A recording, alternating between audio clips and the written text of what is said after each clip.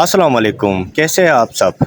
लोगों को इस बात पे गरज नहीं होती कि आप खुश होते हो या नहीं, बल्कि उनको इस बात पे गरज है कि आप उन्हें खुश रख सकते हो या नहीं।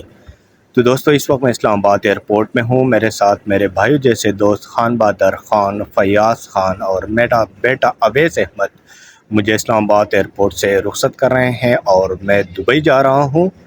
और इस वक्त मैं वेटिंग रूम में इंतज़ार कर रहा हूँ और एयर ब्लू के ज़रिए मैंने दुबई की तरफ अपना सफ़र शुरू करना है। तो इस वक्त मैं जहाज़ के अंदर मैं दाखिल हो चुका हूँ।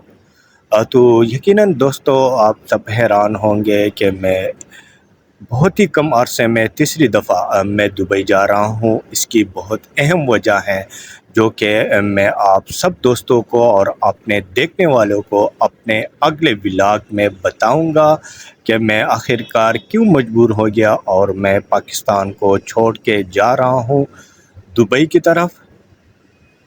और यकीनन जिन दोस्तों को इस दुनिया में अच्छे दोस्त और वो भी भाई जैसे दोस्त मैसर हों, चाहे वो जहाँ भी हो, पाकिस्तान में हो, इमारात में हो या सऊदी अरब में या दूसरे किसी कंट्री में, तो कि यकीनन वो एक बहुत ही अच्छा सहारा बनता है।